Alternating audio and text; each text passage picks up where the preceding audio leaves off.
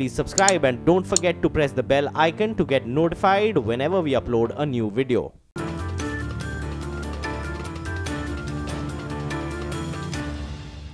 Before we speak about the mind-boggling numbers, let's have a recap of what these currencies have done so far in 2017. Well, all the cryptocurrencies is a result of someone using blockchain to transact. A group of miners create something called a chain, and transaction records within a chain is called a block. Now, these blocks are assigned to a specific user. Global IT majors like Microsoft, IBM already are applying blockchain technology in their ecosystems. From a blockchain emerges a cryptocurrency, and what is that? It is a medium of exchange of items that uses cryptography.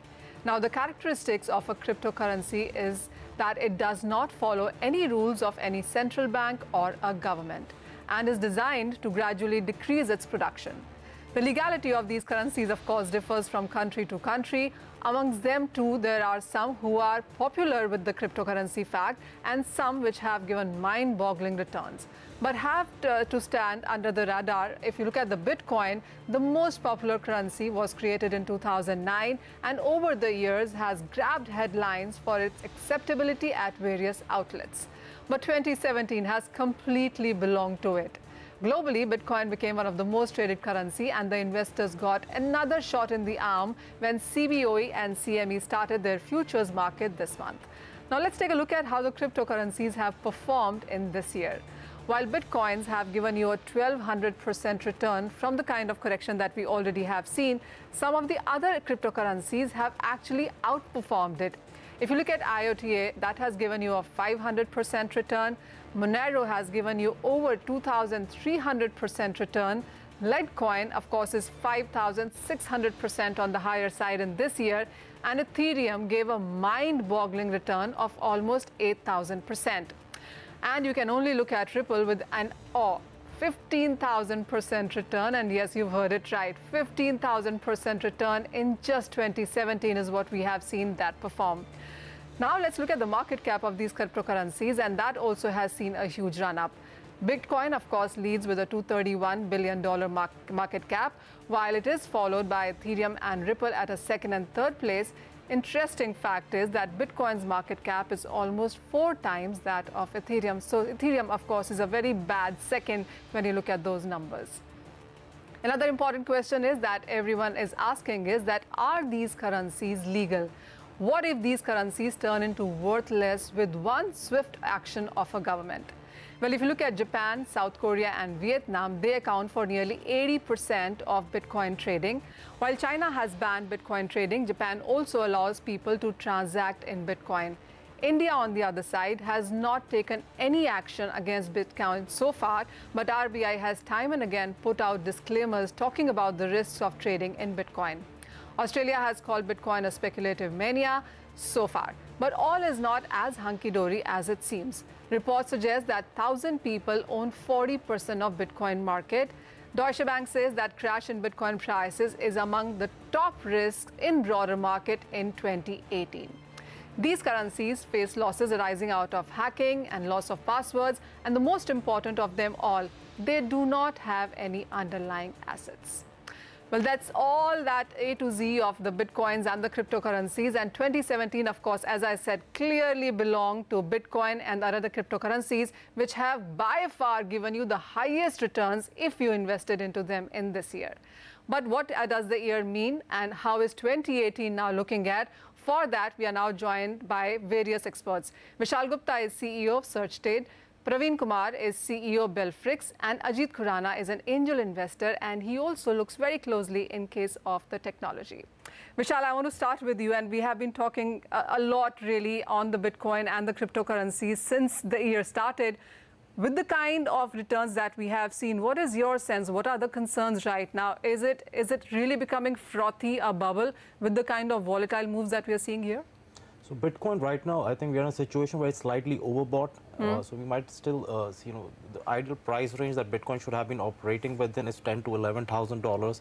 But I think we saw the market, buy itself further out and touch $20,000. Now, what we're seeing right now is profit taking by various investors, and you'll see this trend continue. And I think we're going to see a choppy ride with Bitcoin over the next 3 months. Praveen, what is your sense when it comes to prices? How would you call it? Because various countries, even the ones who are trading in bitcoins, their finance ministers and ministers have come out with a warning. Yeah, for sure, because it carries an element of risk. Money laundering is quite rampant in this particular industry. So I think the action taken by the central banks are good enough. There should be more of control coming into these cryptocurrencies in terms of identifying the end-to-end party. So as long as that is not there, these volatilities are going to be there, for sure. Yeah. Well, absolutely. Yeah. The first word from you as well, Ajit, on what's your sense on the prices of it? Because what a return is what this year has given us, 8,000, 15,000%. So here's the thing. I've been an investor in various asset classes, stock market, mutual fund, derivatives, real estate, etc. My take tends to not be price-driven, but event-driven. Okay. I started buying Bitcoin towards the later part of 2016, around 40,000 rupees per coin. Okay. The last I bought was around 2 lakhs. Today I had orders at 6 lakh, 7 lakh and 8 lakh. None of them got triggered, though some of my friends managed to catch the 8 lakh because I came in a little late. I think that price, frankly, varies by the mania, as you called it, which does not mean that the underlying asset is stupid. That's the important part. I think that I'm waiting for a time where Bitcoin acceptability is more, participation is more, market depth is more. My suspicion is that that price at that point, which might take a couple of years, will be dramatically higher than today. So individual day-to-day variations just don't matter. But really, what are the concerns, Vishal? I mean, because some of the bankers have come out and said that if there is a outfall from the cryptocurrency market with the kind of participation that we have seen come in from retails, HNI, even Amitabh Bachchan is invested into that. So if there is a problem, will it spread to broader financial markets here? I mean, the size and scale of the market is just way too small when you look at the larger picture. Okay. So, I mean, it wouldn't really affect it's not on the economic scale just as yet. That said, markets do realign themselves every now and then, and the concern on the investor side should always be that they're investing risk capital. So Bitcoin is not something where you're looking to make safe investments. So you've got savings of lifetime, you're definitely not looking to put that money into your Bitcoin investment. So maybe Bitcoin should not constitute more than 5 or 10% of your portfolio at this point. And when you do invest in Bitcoin, you should consider the risk factors involved with it. Praveen, I want to talk to you about the Indian markets first of all. Of course, the Indian regulator, the RBI that is, has time and again warned of it. They haven't banned it. I mean, they still are watching it. And all that they're trying to do right now is collect data, etc. Yeah. Indian markets are still very small as compared to other international markets, even Asia for that matter. Yeah. But if I was an investor, what would you advise me on? What should I be looking at before I go and park my money here? I feel so that the regulators are not ready to regulate this particular market at this point in time because, as I said, end-to-end identification is quite difficult with the technology what we are having. We're all working on the technology to identify these parties. So it's too early for RBI to currently regulate it. So I feel so that it might be on the negative side. So I think primarily the issue is there is lack of understanding on part of government of how the commodity works. So because there are so many layers to Bitcoin. We are calling it a commodity. Yes. For us, for me at least, I mean, right now at this point, Bitcoin has become a commodity. Sure. I mean, the cost of transaction is $18 to $25. So, I mean, it's not a currency anymore. So, but what we are seeing essentially is a development of an ecosystem, which is blockchain driven, consensus driven. So Bitcoin represents the fundamental value, and you have all these alternate currencies with alternate platforms, which are offering different values, and you see an ecosystem developing around it. So, I mean, it's still an evolution. So I think governments will take time to understand this phenomena, how the taxation and the regulations and enforcement. So a lot of challenges, and I think it's a market still in development. So I don't foresee how governments can make a conclusive, conclusion of how to regulate this thing. I don't think the point was to regulate it. I'm coming to Ajit, but I have a question for you. When it started in 2009, it was supposed to be an experimental currency. Suddenly it's becoming or has become an investment vehicle. How do you see that transition? When did that happen? And the kind of mania that we are living in right now, how do you see that? 3 parts. First, I don't think it was ever officially an experimental currency. It was experimental for other people who are buying into it, not by the person/people who created it. I think that the reason governments are shying away from taking a stand is not at all because they don't understand it. I don't think it's that complex to understand. I think it is because they would have to take a view on something they cannot control, which is very difficult. Like suppose they say, this is how you do things. Connect your Aadhaar card to your Bitcoin wallet, for instance, right? Now, what would they do? Shut down your Bitcoin wallet? Like they can shut down your mobile phone or your bank account. The absence of ability to control leads to the absence of desire to expose yourself to a regulation. As far as things are currently concerned, regulatory impact, severe regulatory impact, such as mere possession of Bitcoin is illegal, is something which is very scary, but I don't see that happening. I see governments saying you cannot call this a currency. But globally, if you see, I think that governments are getting increasingly favorable. Well, that is a point, yes, but a payment or settlement of payment is something that we haven't seen happen really in a lot of countries there. But Praveen, coming to you on this one, the latest trigger or the conversation around the global markets has been the high transaction or the cost of it. Yeah. That has been a bit of a problem, and we've seen prices actually go into profit-taking because of that as well. For sure, because as of now, enterprises are still not there on the blockchain. So we are talking about the cost of transaction for person to person, but still that's very minute. If I have to transfer 100 Bitcoin also, still paying a miner 0.01 also doesn't matter for me, right? So the cost that what we are talking about is predominantly based on the blockchain transaction size. So merchants have still not started using the cryptocurrency. So as and when we see that happening, so yes, cost will be a matter. Let's say, for example, Ethereum. Enterprises are building their applications on Ethereum. So if you see prices moving from $800 to $8,000, so that's a higher cost for me to run the business. The another thing that also has led to decline, of course, is the hacking and the theft part of it lately in South Korea and Slovenia's exchanges. How does one keep that away from the kind of investments that you have made? And this doesn't really have an end, because every couple of months we start seeing or hearing those news. So what we've seen in the space is rapid growth, and a lot of businesses, have started businesses without securing their networks, or maybe low-quality developers or no low-quality technology. The Bitcoin network itself is very secure, but the businesses that operate within this have to create their own wallets and secure their own wallets. And some of them are clearly not doing a very good job. And I think the issue really is the breakneck speed at which the marketplace is growing. The businesses are not able to keep up pace with the rapid speed of development. I want to give you an important statistic on what he said. Yeah.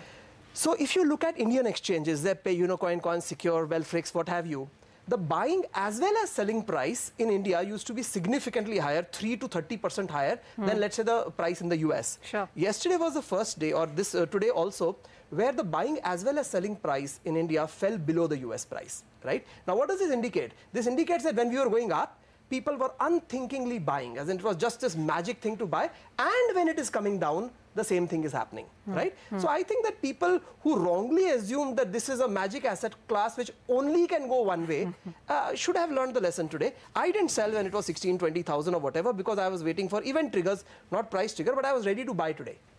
All right. It has been a magic asset class, no denying that. But gentlemen, we will have to take a break at this note. What we really have established until now, that yes, it has been a magic asset class. There are some concerns, the regulatory part of it as well. But when we come back from this very short break, we'll tell you that Indian markets, where they stand, and of course on how we are looking to trade into this as well. But before that, let's listen into Geeta Gopinath, Professor of Economics at Harvard, and Morris, Chief Economist at the IMF as well, giving their take on Bitcoins. There is the technology that goes behind Bitcoin, which the financial world is very excited about. But besides that, it comes close to gambling when you bet on the Bitcoin. I do not believe it will be, I'm making a prediction, it will ever be a medium of exchange like the way the rupee is, or the dollar is, or currencies in the world are. I do not see how that's going to happen, because the minute there's a real threat of that, regulation will step in. Bitcoin is an area where there is nothing that fundamentally ties down the value of this asset, and that always creates a risk. There's been a lot of interest because it's gone up a lot recently, but that ascent can't clearly continue forever, and when people realize that, we don't know what happens to the value. So, I tend to think that some people are going to make money, some people are going to lose money. Yeah. I don't see it as a major threat at this moment. On how how the year has been and how is India standing when it comes to many of these digital currencies. Vishal, I want to come back to you now. As an Indian, of course, we love it, we hate it, but everybody is talking about cryptocurrencies. If somebody hasn't bought it yet, how would you advise the person go about it in sense of e-wallets? What do you choose? How much do you put in? So, I mean, the first thing you will start with is basic education in terms of kind of wallets you're going to use. How are you going to secure your private key? So, I mean, just quickly, there are 2 or 3 different kind of wallets you can use. So, when you go to platforms on exchanges, when you buy Bitcoins, don't leave your Bitcoins there. Create your own, you can download the Bitcoin Core wallet on your machine, sync it with the network, and store your Bitcoins in your safe custody, or you can use a device like Trezor, where you can, safe keep your private key and you use it when you want to make a transaction. But don't leave your Bitcoins on third-party websites. Rule number 1. Yeah. Other than that, in terms of price volatility, the market is volatile, so you have to, you only invest if you have a long-term view. When I say long-term in Bitcoin space, it's about 18 months to 24 months. Okay. So if you have a 24-month view, it's probably still a good market to walk into. But if you're looking to make money overnight, it's probably a very bad idea. Oh, sure, clearly we have seen that in that week. But Ajit, coming to you, the tax implications of it. So if I'm buying, how do I pay my taxes? What is the rule book that we are following as regards to that? So first and foremost, I want to tell every viewer out there that if you make money, you got to pay tax. Some people say, oh, government doesn't recognize Bitcoin, so there's obviously no tax. That is absolutely silly. It doesn't work that way. The only question that would come up is whether you pay capital gains tax because it's an asset, or whether you pay business tax. And I think to this extent, and I'm not a tax expert, that's the disclaimer, but I think if it is your full-time business, then you regard it as business income. If this was your investment, as you do investments in mutual funds or stocks, etc., then it becomes short-term capital gain loss or long-term capital gain loss. But tax is payable. It's really that simple. No getting away from that. We get that. Praveen, as you were discussing, so what are the concerns really? This is how you buy it, this is how you keep it, this is how you pay taxes. But what are the concerns to ensure that you are in good books of RBI and the government? What should you be ensuring? I need to identify from where the money is coming, where the money is going. So if I'm able to display to them that I have a track of this, I think I'll be in the good books of them. And also, how do you see India versus global? I mean, we clearly are investing because it isn't used to pay settle amounts, etc. It isn't really merchandising here. Yeah. So how would you look at Indians when they put money here? But as you rightly said, the amount of Bitcoin that is traded over here, or to that matter, any cryptocurrencies, it's very less as compared to the international market. So in whether it's in India or international market, there are investors, there are traders, there are merchants. So it's a whole ecosystem altogether. So you cannot just simply write it off because it's highly volatile. You cannot just write it off since it is not controlled by government. It's going to stay, whether you like it or not. So I would suggest that if you are looking for investments, it's better look for those blockchains which can comply with the future requirements of the government. If you want to give me some names, because while of course we've seen Bitcoin do very well, Ripple, Ethereum, Dash, IOTA, I mean, there have been some other ones which have given even better returns.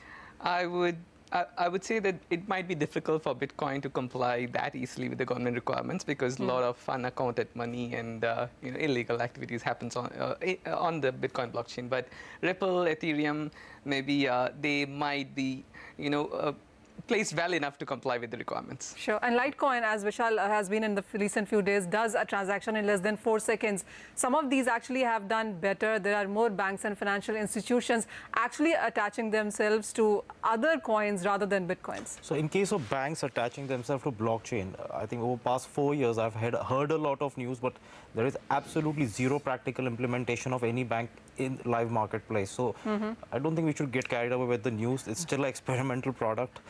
People are experimenting with it, and before you see commercialization of blockchain on large scale, it's still some time away because blockchains by nature, a lot of them cannot handle large transactions very quick, and banks need robust system. And earlier point he said about essentially what he was trying to say was invest in centralized blockchains. Pathetic idea. Yeah, I would like to add up onto this one, because we deal with multiple central banks. So the idea of parking their data on the public blockchain is what a little bit scary for them. But now it's a combination of private and public blockchain. So things are changing, whether in Africa, whether in India, in Malaysia, because their approach 1 year before and now it's completely different. So they are ready to experiment. I have a quick question for you. If I was not going to use a public chain and I'm going to just store it on a private network, why do I need blockchain? It's a combination of Why do I need blockchain? It's for the trust. Let's say, for example, if it is only Who's the trust? You're controlling the whole thing. All right, right? guys, there's another thing I want to get. We will take this offline. If I stole your data on 20 machines and I still own them, how is it changing anything for you? So, you know, I want to get into a part where, of course, banks is a bit of a question mark as you guys are debating that. But Goldman Sachs is already in process of hiring people. They are putting out a desk for their clients to deal into this. Do you see other banks waiting, watching, or do you see them coming as soon? I think banking is fundamentally changing. I think we have to understand banking is never going to go out of fashion, but the way banks are operated and managed, that is evolving, and that's evolving very fast. So the whole idea of a traditional banking complex is changing, and banks need to adapt to it. Now, either that's going to, you know, the banks that already exist are going to adapt to it, or they're basically going to go out of business. So would you say people directly perhaps wouldn't want to invest in this, but we clearly will see more desks being put across, so people have that comfort of giving money and somebody else buying for them? So here's the thing, the ecosystem around Bitcoin, as opposed to just buying and selling. For example, what about trusteeship? What about a demat equivalent where somebody holds it for you? What about shorting? What about futures? I think that is just evolving. And CME and CBOE, which you announced earlier, I've started that. I have been in contact or contacted by very famous financial institutions and one bank who are talking to me and saying, you know, what old classic world opportunities exist here? As in, other than simply advisory or transaction fee, what can we do? Can we become the depository and charge a depository fee, etc.? So I think that, frankly, despite the public posturing, a lot of these guys are having some nightmares. They want to be a part of it. They're just finding their way out on this. That is correct. So last 30 seconds, and I'm going to come to each of you. I just want to know on how much of one's portfolio can be put into cryptocurrencies right now. I'll start with you. Depending on your risk profile, if you have put 10% of your portfolio in stock, then you can easily put between 1 and 3% into crypto. If you're putting only 1% in stock, put a fraction of that into crypto. Not beyond 10%. All right, Praveen. I would suggest if you have a 10-year horizon, 30% of your risky portfolio. Perfect. Gentlemen, thank you so much for joining us today, and that has made a lot of sense to our viewers today on what really is happening in the Indian and the international markets. And as advised by our experts here, you can actually go out and put a fraction or some part of in case of your portfolio diversification when it comes to cryptocurrencies as well. Well, with that, it's wrap up on this edition of Commodity Champions. Thank you, gentlemen, so much for taking time out for us today, and thank you guys for watching.